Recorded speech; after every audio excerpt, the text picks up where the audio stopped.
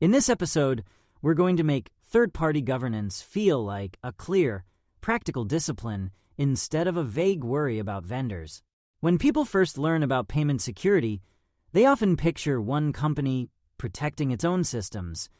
But modern payment environments are built from services that come from outside the organization.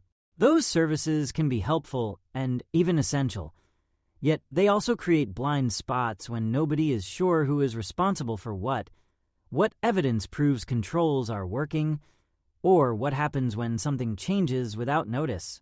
The goal of governance is not to distrust every provider, and it is not to drown in contracts and paperwork either. The goal is to maintain a defensible understanding of how third parties affect your card data and your compliance posture, and to keep that understanding accurate over time. By the end, you should be able to explain what strong vendor governance looks like, why it matters for PCI assessments, and how a QSA stays evidence-driven without getting trapped by assumptions. Before we continue, a quick note. This audio course is a companion to our course companion books. The first book is about the exam and provides detailed information on how to pass it best. The second book is a Kindle-only ebook that contains 1,000 flashcards that can be used on your mobile device or Kindle. Check them both out at cyberauthor.me in the Bare Metal Study Guide series. A good foundation is understanding what a third-party service provider, TPSP, is in practical terms, because beginners sometimes treat the phrase like it only applies to payment processors. A TPSP is any external organization that stores, processes, or transmits payment card data on your behalf, or that provides services that can impact the security of the systems that do. That second part is where blind spots appear, because a provider might never touch card data directly and still have administrative access, network connectivity, or operational influence over the cardholder data environment, CDE. For example, a managed hosting provider, a cloud platform, a managed security service, or a remote support vendor can all affect CDE security even if they never see a card number. Once you adopt the impact mindset, you stop looking only for obvious data handlers and start looking for influence pathways. That shift matters because assessment scope and evidence strategies must reflect real influence, not just formal labels. A QSA who understands the true meaning of TPSP can ask better questions and prevent late surprises that change scope after the assessment is underway. The next step is recognizing why governance is more than selecting a reputable vendor, because a vendor's reputation does not automatically translate to your environment being safe. Even a strong provider can be misconfigured, misunderstood, or integrated in a way that expands risk, and those failures often come from gaps in responsibility rather than from malicious intent. Governance exists to keep responsibilities explicit, to keep evidence available, and to keep changes controlled, because those are the things that prevent drift. A common beginner mistake is assuming that outsourcing a function also outsources accountability, but in PCI thinking, the organization being assessed still must understand and manage the risk. Your report and your conclusions depend on that management being real, not assumed. This is why third-party governance sits so close to ethics and defensibility, because it is easy to accept vague assurances when everyone is busy. The role of the assessor is to help bring clarity to the shared responsibility picture, so conclusions are grounded in evidence instead of trust. A strong governance mindset starts with an inventory that is more than a list of names, because you need to understand what each provider actually does and how it connects to payment workflows. Inventory means you can state which provider supports which service, which environments, and which processes, and you can explain whether they store, process, transmit, or impact security. It also means you know what data types are involved and where data travels, because governance without data flow awareness becomes superficial. Beginners sometimes think this inventory is purely administrative, but it is actually a security map, because each third party creates a path where risk can enter or where evidence must be gathered. If you cannot describe the relationship in a way that connects to the CDE, you cannot govern it effectively.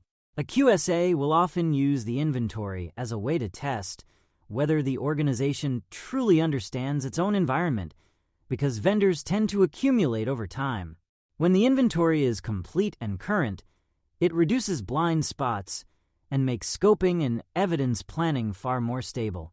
Once you have an accurate picture of who the providers are and what they influence, the core governance problem becomes shared responsibility.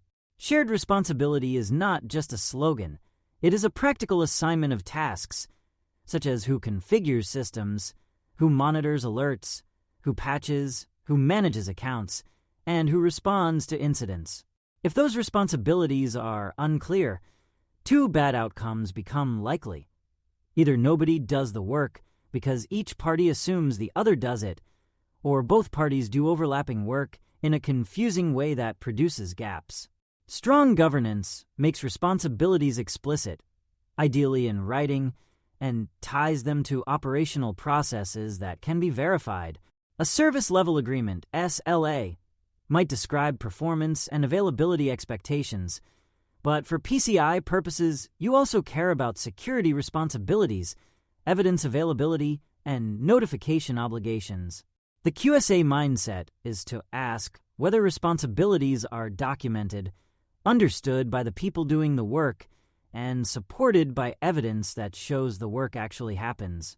When that chain is intact, third-party relationships become manageable rather than mysterious. Blind spots often appear when organizations rely on vendor attestations without understanding what they cover, because documentation can create a comforting illusion of completeness. A provider might offer compliance documentation that is real and valuable, yet still not answer your specific questions about your specific deployment. For example, a provider may demonstrate strong controls in their own environment, while the customer remains responsible for configurations, access management, and data handling choices that can create vulnerabilities. This is where governance requires careful reading and careful mapping, because you must align what the provider covers with what your organization covers. A QSA will look for evidence that the organization has done this mapping instead of simply collecting documents and assuming coverage. The goal is not to distrust the provider, but to avoid category mistakes, like treating a provider statement about their internal controls as proof that customer-side configurations are secure. When you learn to separate provider-controlled controls from customer-controlled controls, you remove one of the biggest sources of misunderstanding in PCI assessments. Another major blind spot is access, because third parties often need some form of access to perform their services, and access is one of the most direct ways a provider can impact the security of the CDE. Governance means knowing who has access, what kind of access they have, how it is approved, and how it is revoked.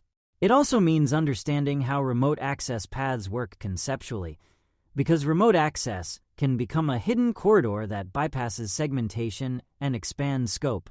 Beginners sometimes assume access is controlled because there is a ticketing process, but governance requires evidence that access is restricted in practice, reviewed periodically, and removed when no longer needed. It also requires clarity about privileged access, because administrative rights create a different level of risk than simple user access. A QSA evaluating third-party governance is often evaluating whether the organization can demonstrate control over access relationships that involve outside parties.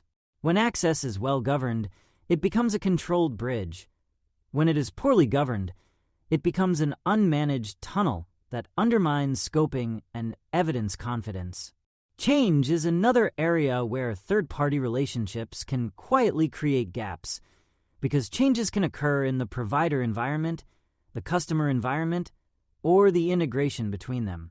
If changes are not communicated and controlled, the organization can believe its compliance posture is stable while the underlying reality has shifted. Governance requires a change awareness posture, where the organization understands what kinds of changes the provider might make, what notifications are expected, and how the organization evaluates the impact of those changes on security and compliance. This includes changes like network routing, service architecture updates, identity integrations, logging behavior, and access procedures, all of which can affect the security story. The QSA mindset is not to demand that providers never change, because that is unrealistic, but to require a system where change is visible and assessed. When change is invisible, blind spots grow, and assessments become snapshots that may no longer reflect reality. Good governance makes change a managed process rather than a surprise. Incident handling is also where governance either proves itself or fails, because incidents reveal whether responsibilities are real. When something suspicious happens, it matters who detects it, who investigates, who has logs, who can isolate systems, and who communicates with stakeholders. If third parties are involved, the organization needs to know what the provider will notify, how quickly they will notify, and what information will be provided to support investigation. Governance also includes understanding which party is responsible for containment actions in each layer, because delays and confusion can increase impact.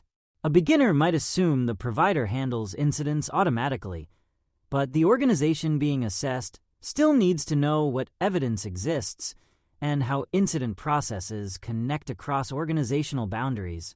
A QSA will look for a practical, evidence-supported incident coordination story rather than a vague promise that the vendor will help. When incident governance is clear, response becomes faster and conclusions about control effectiveness become easier to defend. Evidence strategy for third-party governance is where the assessor mindset becomes especially visible, because you need evidence that controls are operating across organizational boundaries. That evidence can include documentation of responsibilities, records of access reviews, records of change approvals, and artifacts that demonstrate monitoring and response. But the key is that the evidence must align to the actual responsibility model. If the provider is responsible for a control, you need evidence that the provider performs it and that the customer has visibility appropriate to their accountability. If the customer is responsible, provider documentation does not replace customer evidence. This is also where sampling principles matter, because organizations might have many providers or many services from one provider, and governance must be consistent enough to sample and still remain defensible. A QSA will often test whether the organization can produce the right evidence predictably, not just in a one-time scramble. When evidence is systematic, governance becomes repeatable and scalable, which reduces blind spots as the vendor landscape grows. A frequent beginner misunderstanding is thinking that vendor governance is primarily a procurement function, meaning it happens once when a contract is signed. In reality, governance is continuous because the risk relationship continues as long as the service continues. People change roles, service features evolve, integrations are modified, and business processes shift, all of which can alter what data is handled and what controls are needed. Continuous governance means periodic reviews of vendor relationships, periodic confirmation of responsibilities, and periodic checks that evidence remains available and accurate. It also means reassessing criticality, because a provider that was low impact last year might become high impact after an integration change. A QSA is not asking the organization to be perfect, but they are asking the organization to be deliberate and evidence-driven. When governance is treated as continuous, it prevents the quiet accumulation of unmanaged risk. That is the difference between having vendors and governing vendors. There is also an important scoping connection that should feel intuitive by now, because third-party governance directly influences what is in scope and what evidence is needed. If a provider stores, processes, or transmits cardholder data, or if they can impact CDE security through access or connectivity, then the relationship must be reflected in the scope story. If the organization assumes the provider is out of scope without validating the impact, the scope can be wrong from the beginning. This is one reason third-party discussions should happen early, not late, because they can change the assessment boundary in significant ways.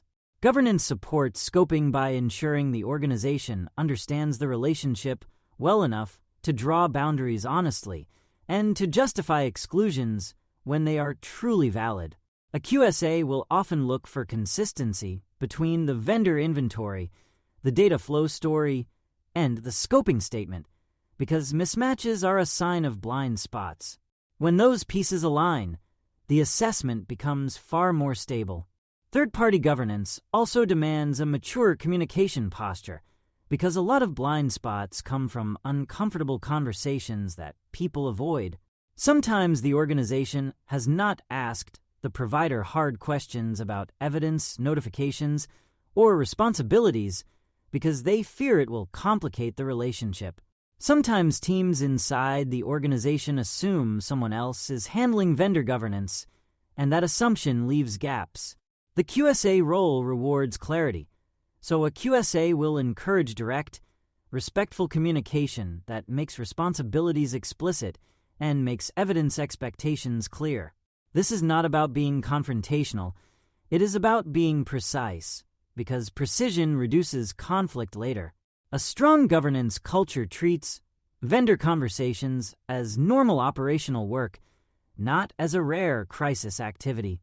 When communication is calm and structured, providers are more likely to respond with clarity, and internal teams are more likely to understand their own obligations. That is how blind spots shrink, not by hoping vendors are good, but by maintaining clear, evidence-based relationships.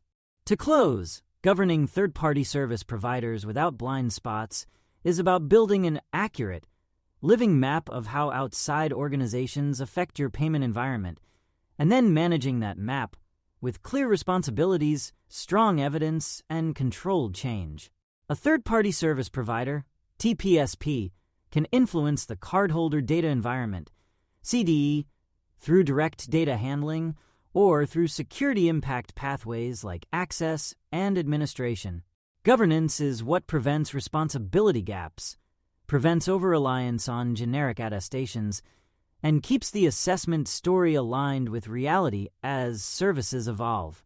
Strong governance makes access controlled, changes visible, incidents coordinated, and evidence consistently available, which is exactly what a QSA needs to produce defensible conclusions. The most important mindset shift for beginners is realizing that vendor relationships are not a place where you stop thinking. They are a place where your thinking must become even more disciplined because boundaries cross organizational lines.